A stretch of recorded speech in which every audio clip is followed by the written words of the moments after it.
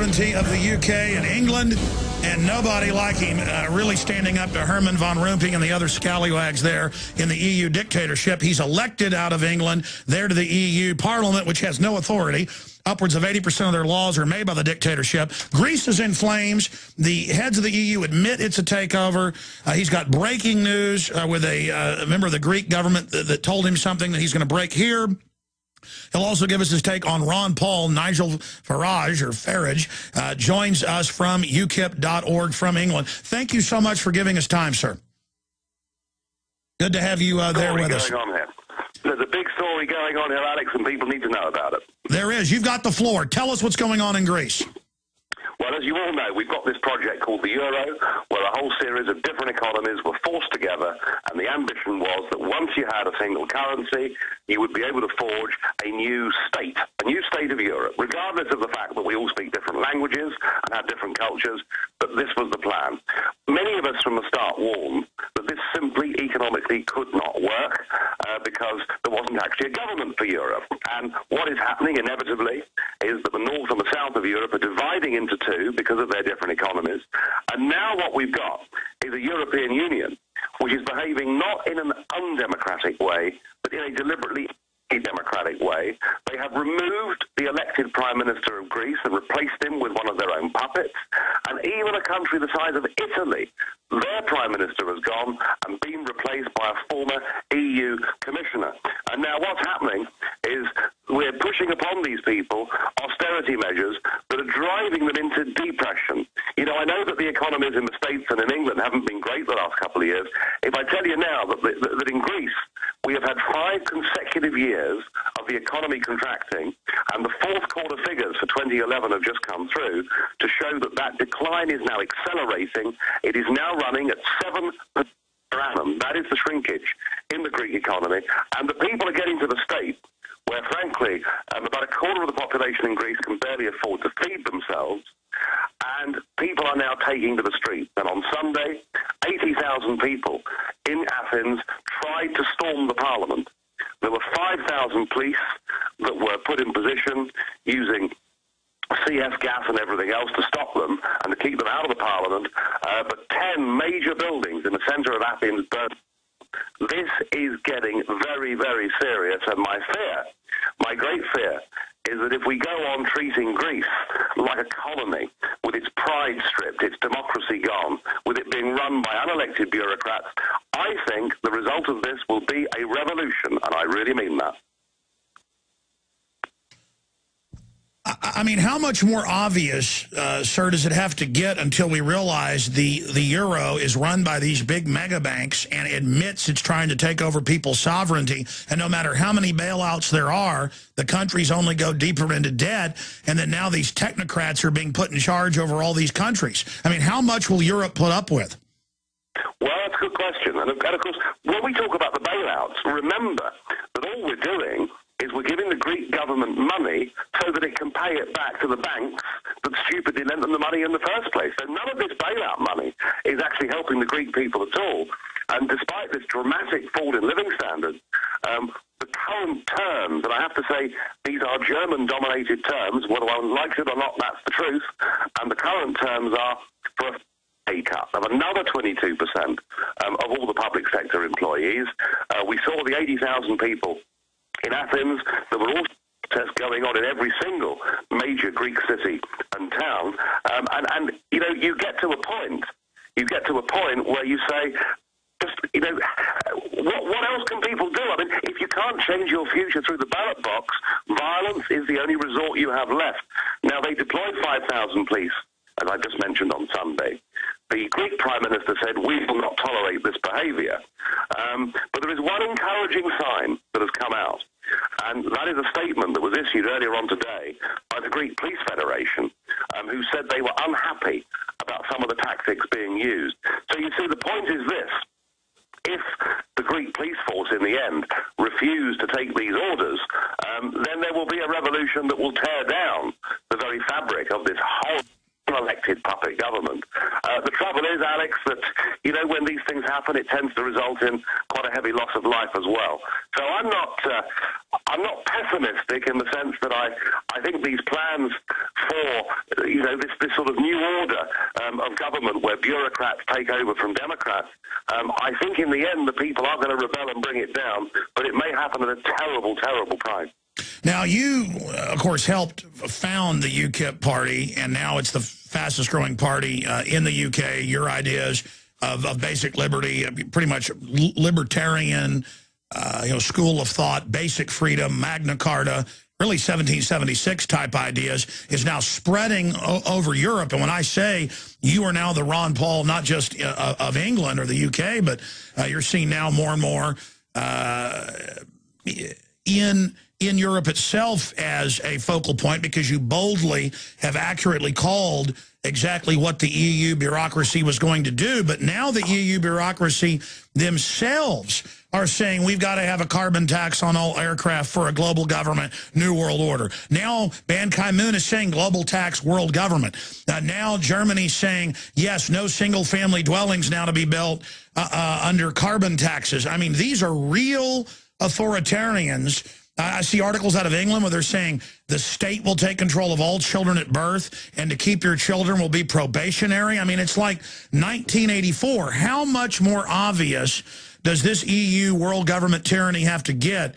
And what's your prognosis on how long they can keep going? Because it's just naked control freak tyranny at a cartoon level. Well, there are two things that are going to break it, as I say, in those Mediterranean countries. And just have a think about this statistic. Youth unemployment in those Mediterranean countries is now 50%.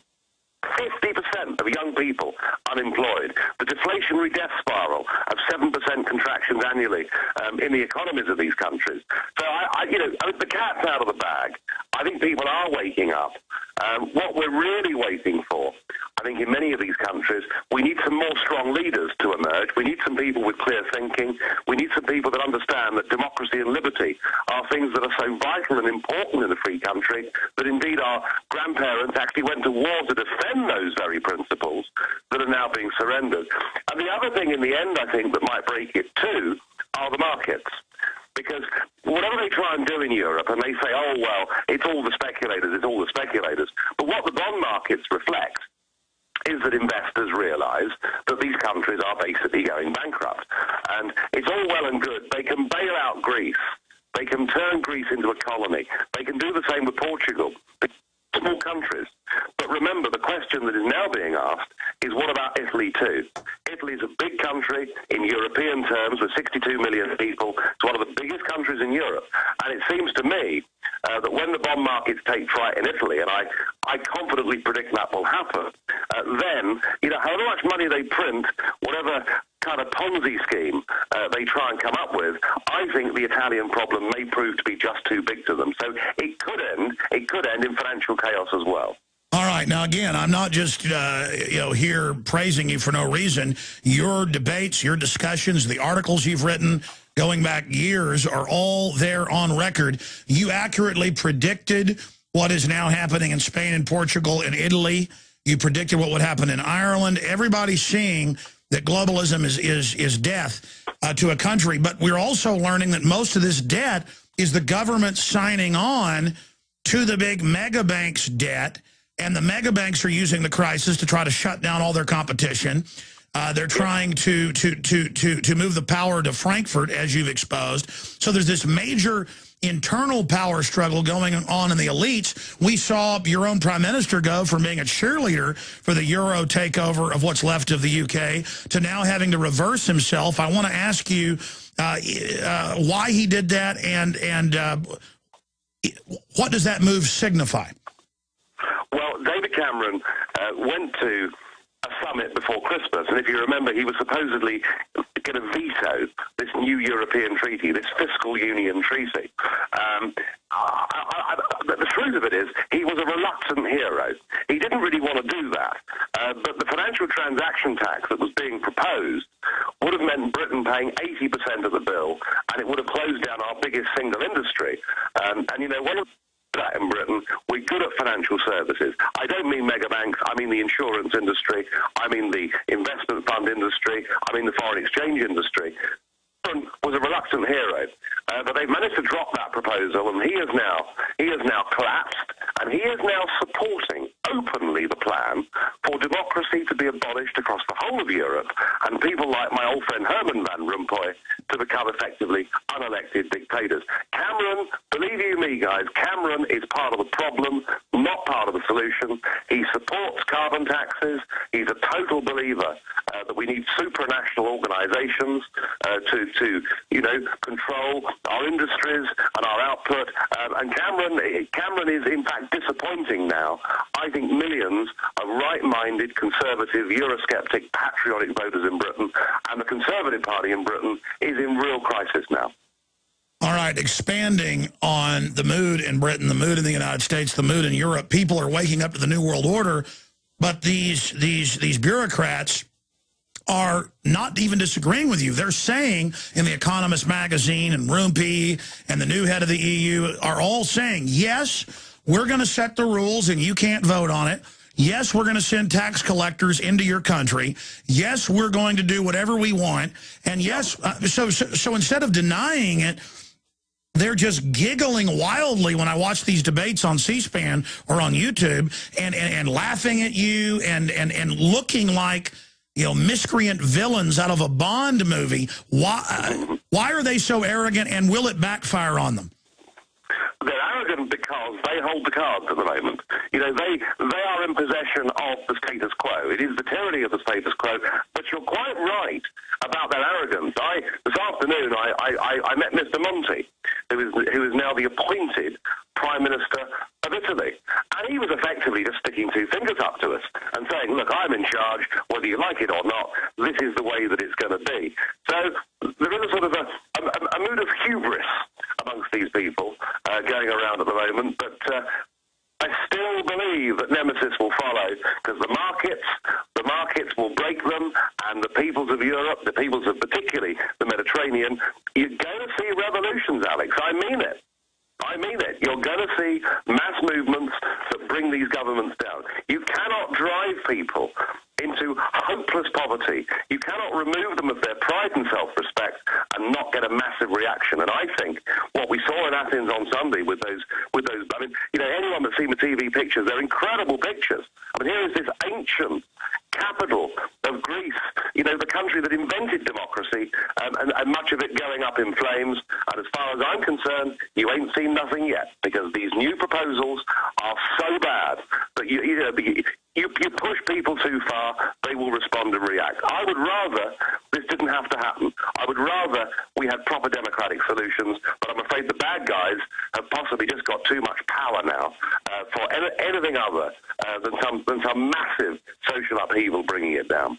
Well, everybody uses Hitler as an analogy, but you've got to use it if it fits. You talked about Europe militarily trying to take over Russia and England, Britain, and Hitler turning east like Napoleon. Now these bureaucrats have that same megalomania, power-mad hubris, and they're going wild. And they're telling Greece, we're going to take even private pension funds. They're now announcing that here, take part of them. They're telling Portugal that. Now your own pension fund is supposedly welfare, while saying, you have to live under austerity, but then the governments themselves are stealing trillions of dollars to give it to their friends. They're the ones that are really on corporate welfare. And so it's just all coming to a head. And you mentioned that you met with a member of the Greek government. And tell folks that story.